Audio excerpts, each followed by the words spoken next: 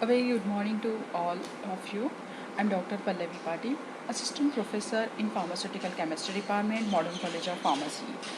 This is our last lectures in the chromatographic separation techniques, and in this lecture series, I do all the parameters where it is a basic need to get improvement your separation, optimization your procedure, then development and repetitions how you lead with your all type of the separations parameter. Now this is a qualitative analysis. Now this technique have a certain methodologies we are used, which is repetitionally a lot of scientists, lot of good reviewers and researchers telling, but we are just not getting exactly in that way how much they are important in that way. Your solute qualitatively indicate the analyte cure, and the retention time is also comparative with the standard. Look, whenever you are doing the procedures, there are the two types. If you are doing your samples with your marketed preparation, for example, you are considering the paracetamols and you are using the marketed preparations for the paracetamol tablet. The amount in this is a 250 mg, and you are considering the standard for this, that is a API, and in this it is also 250 mg. Now you are just doing the chromatographic in the same way. What will happen? Your sample give the RT value, that is a retention time, and the standard give the RT value with the same stationary phase, with the same mobile phase. It should be a same retention time. But in certain, if there are a lot of structures is available, they are giving the retention time same, but the different type of area, different type of peak absorption, width, or different type of. There are so many differences in the not exactly we are telling us the paracetamol is giving the RT, but when the paracetamol giving a fixed RT with a fixed mobile phase, and you are if go to the literature in the IP, in the BP, there are a lot of standard procedures available in that, and you can take the procedures from that and go with the marketed as well as the API compound and just check out your RT comes or not. If the RT is not coming, so you have to just fight for the RT which is giving that only. The concentration is definitely as follow as the guideline. And if the concentration is same, mobile phase composition is same, stationary phase same, your system is the same, that is gradient or isocratic, so you have to definitely come the same RT with your standard and with your samples. But in case the sample is composition with a different type of excipients, so definitely they are going to interfering, so you have to take care of that. The excipients are in the less quantity as compared your sample peak should be in the same RT, which is give the exactly standard marketed standard. So in these conditions you have to develop in that way qualitatively analysis. Now there are a lot of detectors available in the market.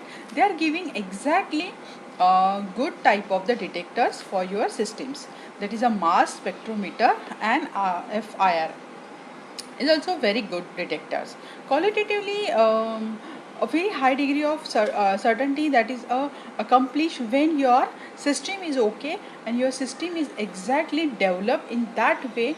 You are getting 100% result when you are repetitively and reproducibility doing the same trials. So this is maybe 100%ly identifications. But in case the composition of the standard and composition of the sample is not as good as expected, so your 100% is not be a match with the standard. So in case you have to be alert, there is other excipients, other components may be present or absent at the same concentration below the limit of your concentration. So that you have to keep in your mind.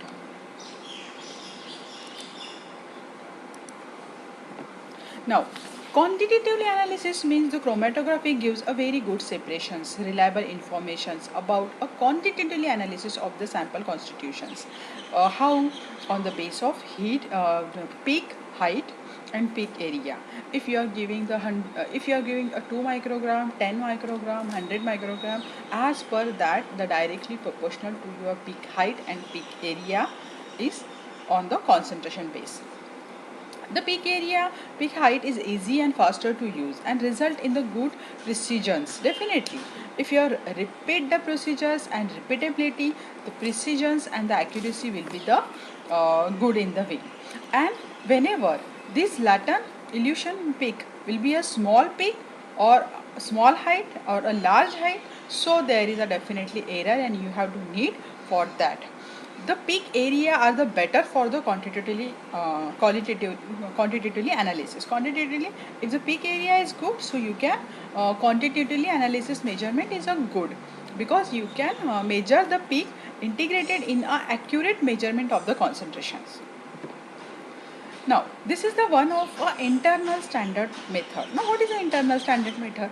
This method is very useful for when you are having a certain confusion in between the samples error, peak widthness, telling factors, we say fronting factors, then linearity velocity, multiple path length confusions, band broadening, then retention factor, capacity factor, selectivity factors, and the velocity of solute and solid. When these factors are coming repetitively in way and you feel that you need to overcome by using the certain internal standard, so what you have to need to do, you have to just measure a quantity of an internal standard. Is either any standard you can consider which is supposed to not interfere in your samples or the samples or the standard samples, and you have to add in the same type in this both standard and the sample, and the ratio of that is as similar as whenever your chromatography is recorded.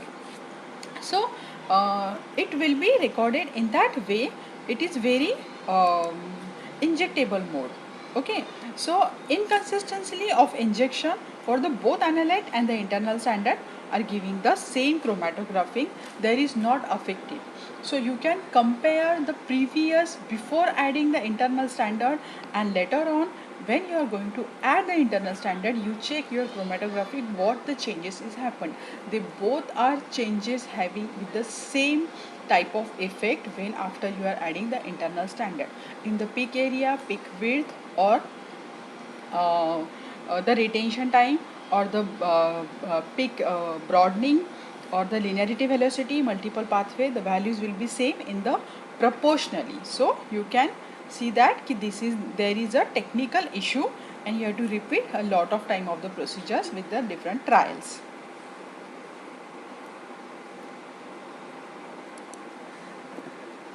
Okay, now the properties of the internal standard should be the retention time of the internal standard and analysis should be a different. Now there are if the two peaks, okay, and it should be separated with the resolution should be more than 1.25. So for the internal standard method, you have to just keep in your mind the internal standard if is added in the sample or this standard, so the resolution should be in the safe distance with the more than 1.25.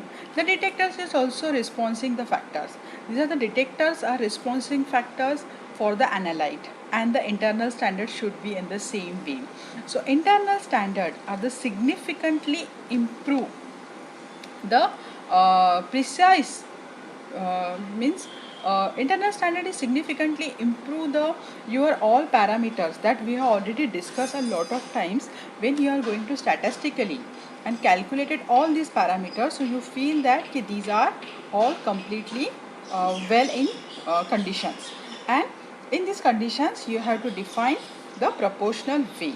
Okay, so in that check to the better first degree, or sorry at least first percentage, it should be a better improvement for your corrections chromatographic separations. Now what is the area? You feel that area normalization method, the area normalizations method overcome the uncertainty association with the sample injections. Now what happen when the complete elutions of all component is necessary?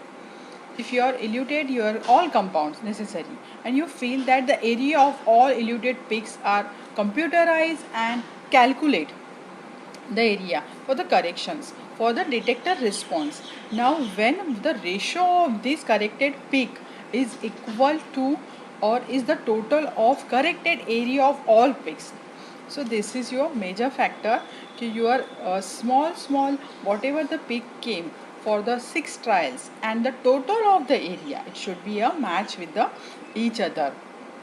The ratio should be a proportions. This method is not a versatile as an internal standard method. It's not a versatile procedures. The response factor is dependent, and if you are repeatedly find out the response factor, definitely the process of area normalizations get improve and improve for the chromatographic separations. Okay. So this is a very good technique to get analysis for the all illusions area. Now illusions area we have already seen. Why find out the peak height, peak width, and band broadening. So on the basis of this you can calculate it the V.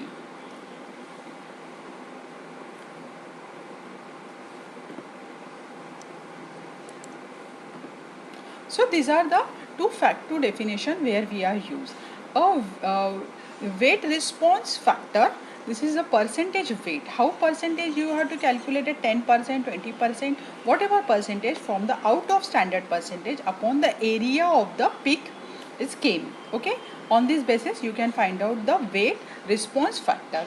Now the next one is the response factor should be multiplied by the area of unknown. Now the response factor, whatever the response factors comes on the basis of this, and you just take out of the 6 any unknown area, just divide it to it, or the detector response factor area. Now this is a exactly reverse with this. Area standard you have to first take on, and then weight of standard, not a percentage. You have to take a weight of standard, and in which the response factor should be divided by the area of unknown. Unknown area you have to consider in that any one. So you can consider the higher one which have a good area. So the response factor get a minimized to you, and the percent weight it should be a minimized. Now what type of the applications of this chromatography? In the very short, there are a lot of applications. Even 2-3 lectures is also less, because the researchers and the recent papers are giving us such a informations ki everywhere the HPLC chromatography, liquid chromatography, mass combined with the liquid chromatography, then NMR is also combined with the liquid chromatography, and they are giving versatile structural stereochemistry, structural sensitivity, structural specificity, all type of the parameters. But just we are looking for this. What happening for this, these are the basic applications. You can use a clinically amino acid, vitamins, or whatever type of the vitamins you can estimate it through your blood samples, through your urine samples, or these. The environmental science also is used for this identification of anything with the using of the samples and the standard. Then pharmaceutical industrials, whatever the blood samples, bioanalytical sample, biodegradations, all type of the samples. Then the chemically industrial also used for the samples is identified and quantified by the HPLC. And bioscience is also protein estimations, peptide estimation, nucleotides.